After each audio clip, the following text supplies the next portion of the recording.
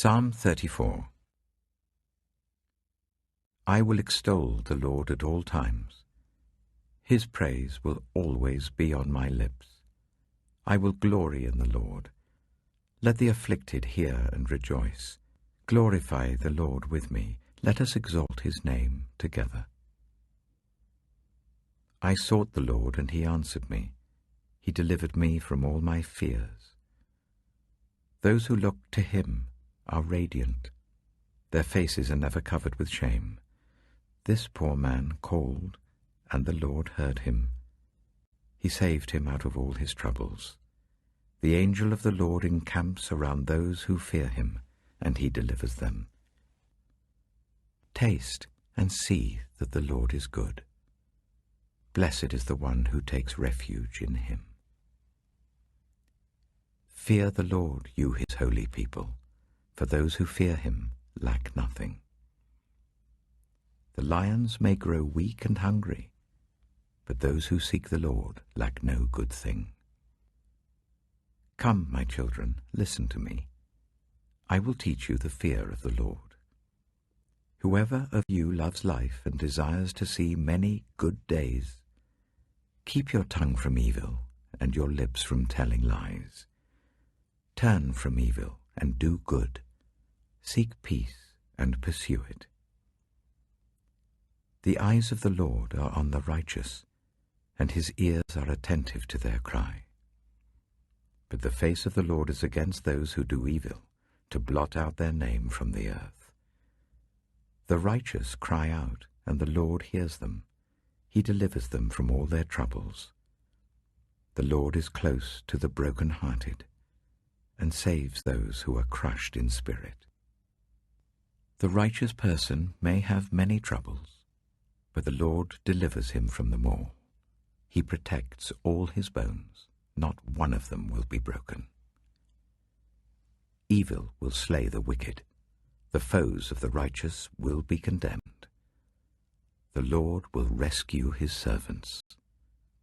No one who takes refuge in him will be condemned.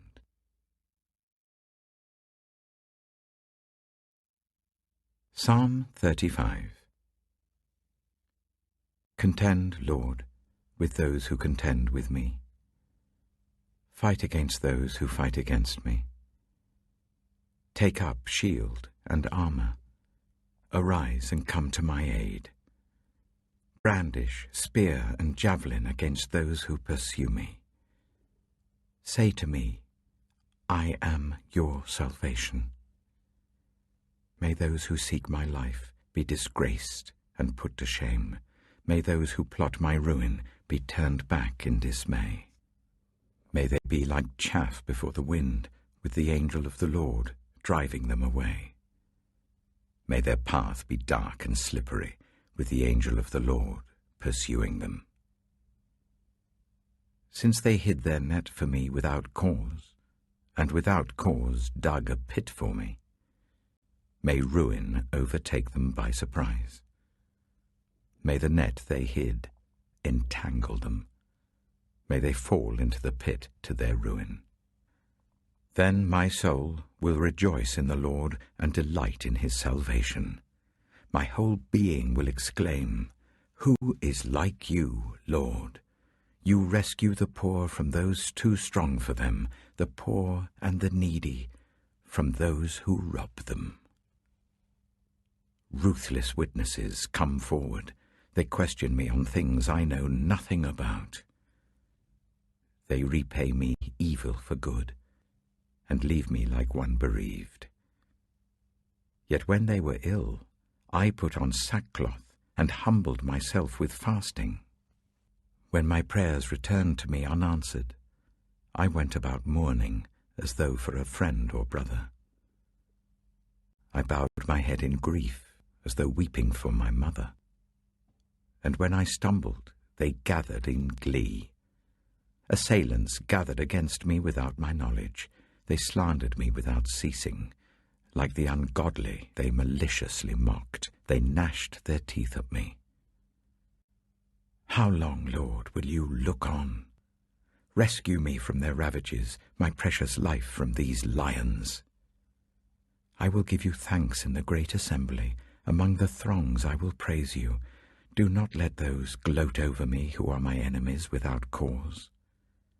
Do not let those who hate me without reason maliciously wink the eye.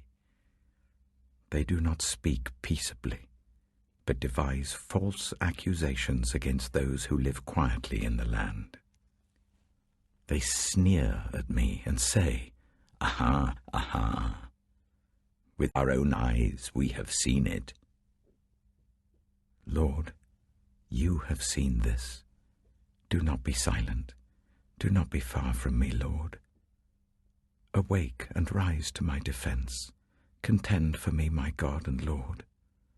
Vindicate me in your righteousness, Lord my God. Do not let them gloat over me. Do not let them think, "Aha, just what we wanted."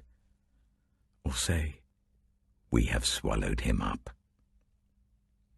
May all who gloat over my distress be put to shame and confusion. May all who exalt themselves over me be clothed with shame and disgrace. May those who delight in my vindication shout for joy and gladness. May they always say, "The Lord be exalted, who delights in the well-being of his servant." My tongue will proclaim your righteousness, your praises all day long.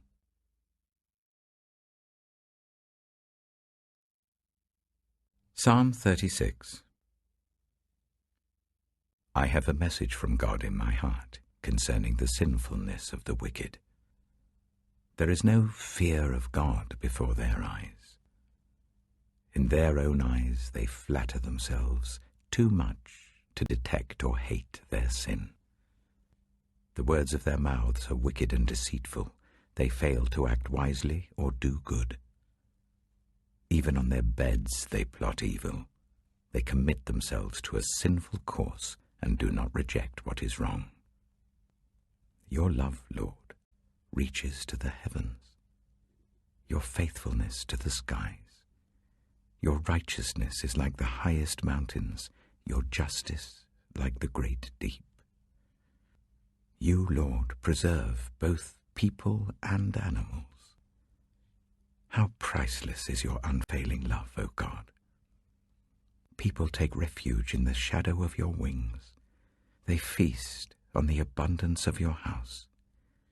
You give them drink from your river of delights. For with you is the fountain of life. In your light we see light. Continue your love to those who know you, your righteousness to the upright in heart. May the foot of the proud not come against me, nor the hand of the wicked drive me away. See how the evildoers lie fallen, thrown down, not able to rise.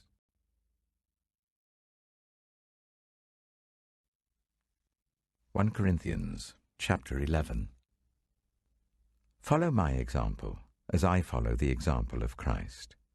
I praise you for remembering me in everything, and for holding to the traditions, just as I pass them on to you.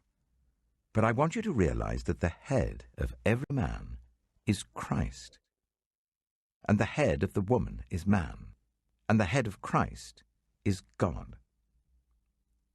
Every man who prays or prophesies with his head covered dishonors his head, but every woman who prays or prophesies with her head uncovered dishonors her head.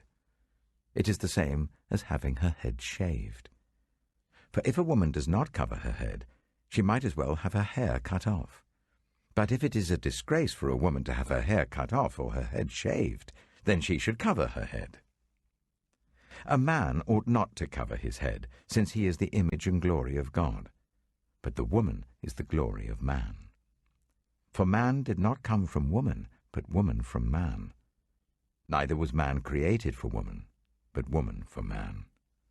It is for this reason that a woman ought to have authority over her own head, because of the angels.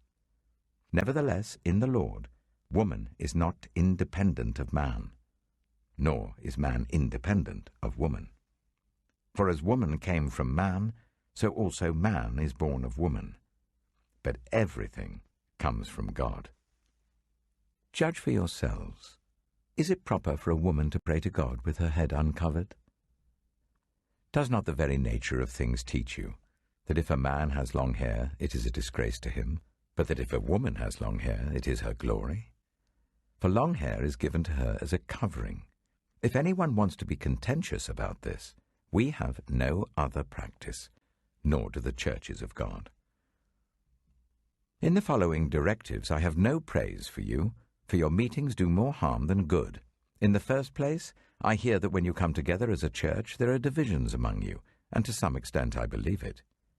No doubt there have to be differences among you to show which of you have God's approval. So then, when you come together, it is not the Lord's Supper you eat. For when you are eating, some of you go ahead with your own private suppers. As a result, one person remains hungry and another gets drunk. Don't you have homes to eat and drink in? Or do you despise the church of God by humiliating those who have nothing? What shall I say to you? Shall I praise you? Certainly not in this matter. For I received from the Lord what I also passed on to you. The Lord Jesus, on the night he was betrayed, took bread, and when he had given thanks, he broke it and said, "This is my body which is for you. Do this in remembrance of me." In the same way, after supper, he took the cup, saying, "This cup is the new covenant in my blood. Do this whenever you drink it in remembrance of me. For whenever you eat this bread and drink this cup, you proclaim the Lord's death until he comes. So then, whoever eats the bread or drinks the cup of the Lord in an unworthy manner will be guilty of sinning against the body and blood of the Lord. Everyone ought to examine themselves before they eat of the bread and drink from the cup. For those who eat and drink without discerning the body of Christ eat and drink judgment on themselves. That is why many among you are weak and ill, and a number of you have fallen asleep. But if we were more discerning with regard to ourselves, we would not come under such judgment. Nevertheless, when we are judged in this way by the Lord, we are being disciplined, so that we will not be finally condemned with the world. So then, my brothers and sisters, when you gather to eat, you should all eat together. Anyone who is hungry should eat something at home, so that when you meet together, it may not result in judgment. And when I come, I will give further instructions.